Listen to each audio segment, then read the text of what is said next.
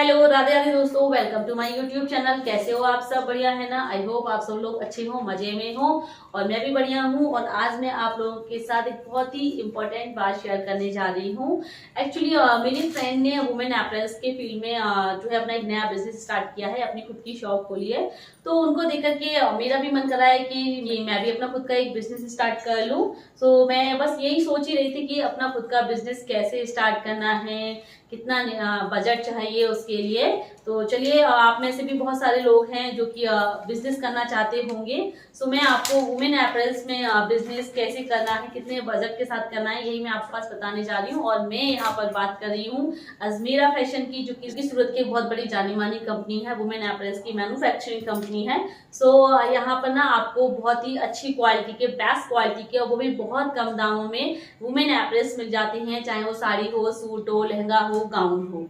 और आपको ना यहाँ पे बिजनेस स्टार्ट करने के लिए ज्यादा बजट भी नहीं चाहिए। आप यहाँ पर ना 25,000 रुपए के कम बजट से भी अपने बिजनेस को स्टार्ट कर सकते हैं। और आप इस बिजनेस को या तो घर से करना चाहें तो घर से भी कर सकते हैं, या फिर खुद की शॉप से करना चाहें तो खुद की शॉप से कर सकते हैं, या फिर अगर ऑनलाइन करना चाहते हैं तो ऑनलाइन भी कर सकते हैं।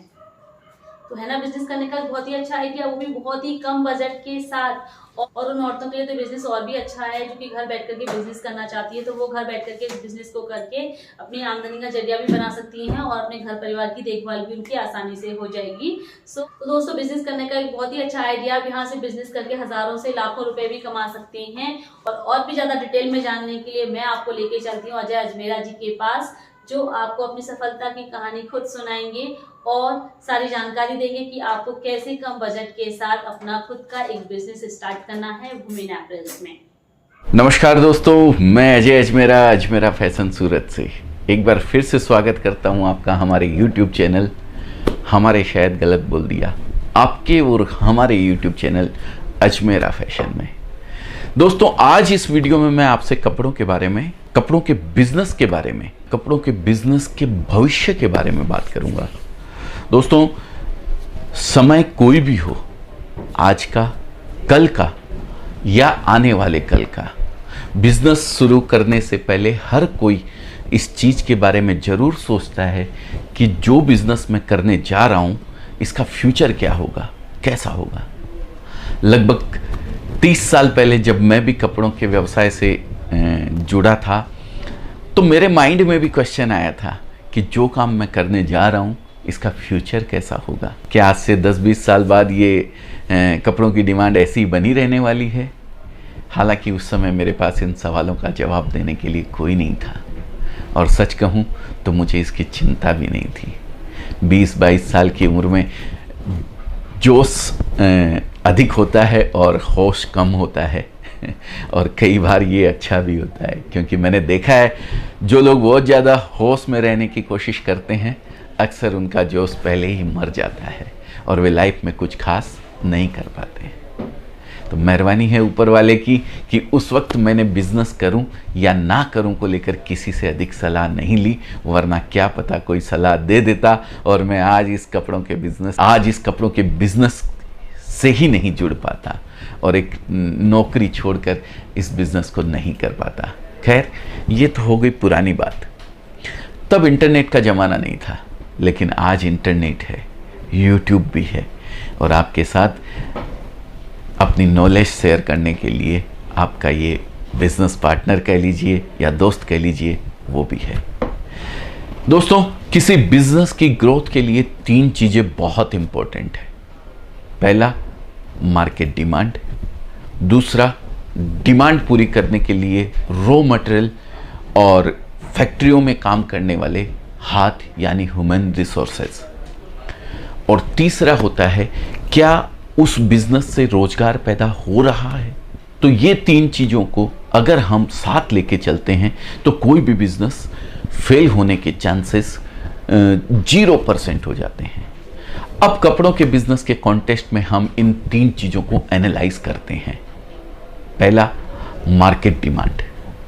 मुझे याद है जब हम सब भाई बहन बहुत छोटे थे तो कभी कभार होली, दिवाली या शादी वगैरह में ही हमारे कपड़े खरीदे जाते थे, और चूंकि घर में मैं सबसे छोटा था तो मेरे पास अक्सर बड़े भाइयों के कपड़े पास ऑन होके आते थे और नए खरीदे भी जाते थे, तो वे इतने बड़े होते थे कि आप अगले 5 साल तक उसमें फिट बैठ जाओ।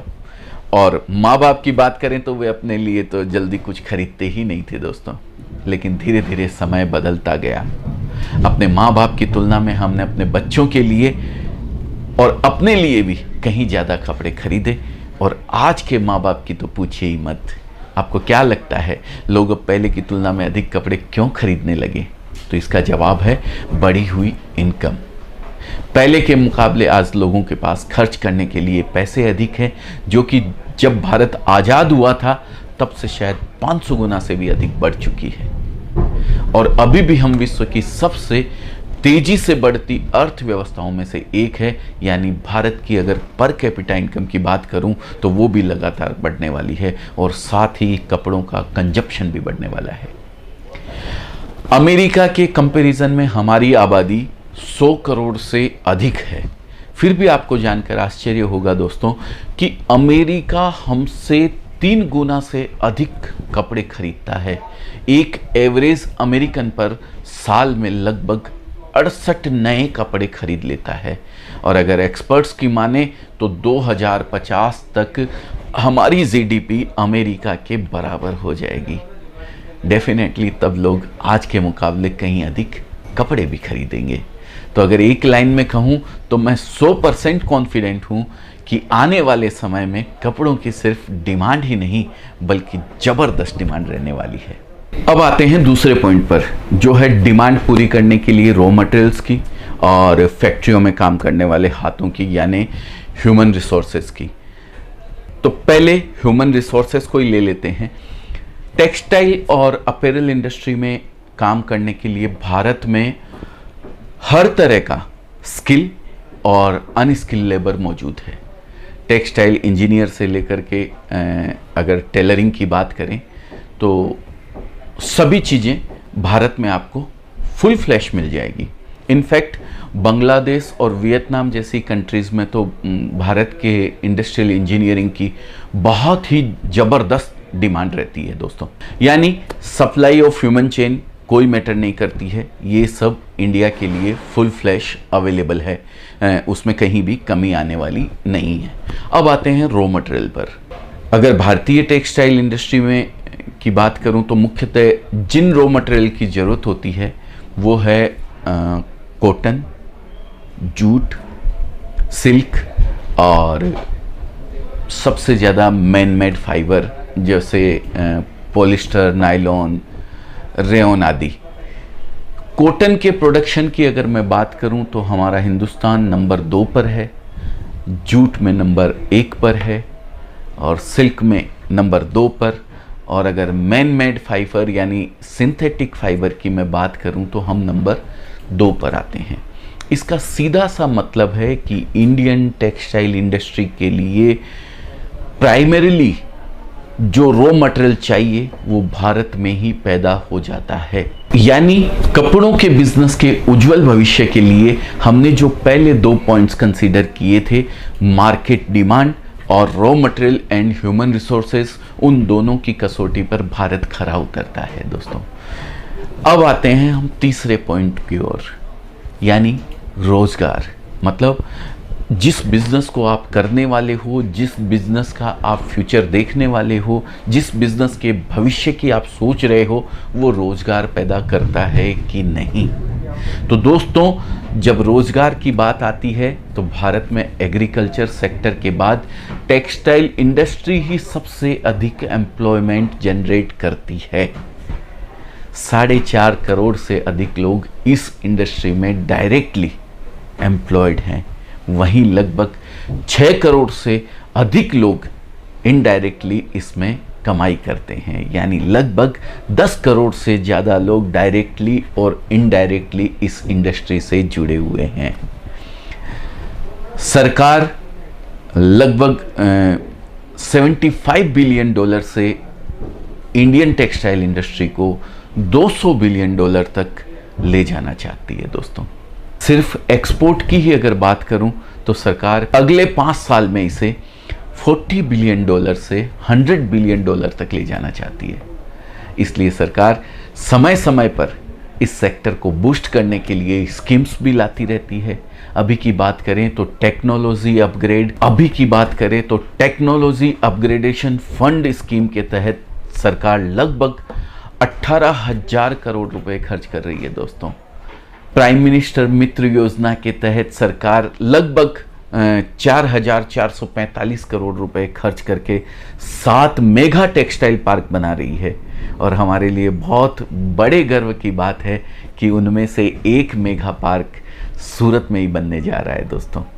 हर एक पार्क से 3 लाख लोगों को रोजगार मिलने का अनुमान है। इसके अलावा भी सेंट्रल और स्टेट गवर्नमेंट तरह तरह की योजनाएं टेक्सटाइल इंडस्ट्री को लेकर प्रमोट कर रही है। यानी भारत की textile and apparel industry market demand, raw material और ह्यूमन रिसोर्सेस अवेलेबिलिटी और रोजगार तीनों क्राइटेरिया पर खरी उतरती है। और मुझे पूरा यकीन है कि आज कपड़ों का बिजनेस शुरू करने का आपका डिसीजन, शायद आप डिसीजन ले ही रहे हैं, इसीलिए इस वीडियो को अभी तक देख रहे हैं दोस्तों। तो दोस्तों, आपका ये डिसीजन आपकी लाइफ के सबसे अच्छे डिसीजंस में से एक होने वाला है। अजमेरा फैशन के माध्यम से हम सालों से इस बिजनेस को कर रहे हैं और आज पूरे भारत में 70,000 से अधिक retailers as a leading textile manufacturer हम पर भरोसा करते हैं दोस्तों।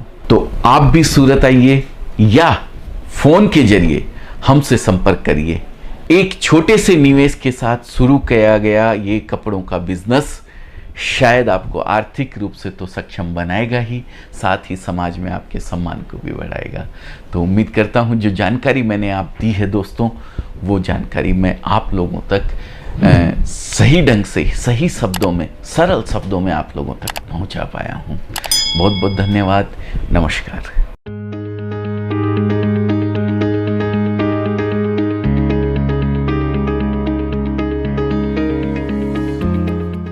और दोस्तों, अगर आप लोग भी क्लॉथिंग फील्ड में बिजनेस करना चाहते हैं तो अजमेरा फैशन से जुड़िए और अजमेरा फैशन से रिलेटेड सारी इन्फॉर्मेशन, उसका calling number, WhatsApp number, website, सब कुछ मेरे डिस्क्रिप्शन बॉक्स में दी हुई है।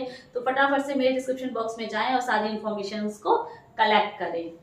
और अब आप लोगों से विदा ले लेते हैं, लेकिन जाने से पहले वीडियो को लाइक कर देना और जो न्यू है चैनल को सब्सक्राइब करें। जल्दी मिलते हैं आप लोगों से फिर एक नए अच्छे से ब्लॉग के साथ। Bye bye, see you, take care.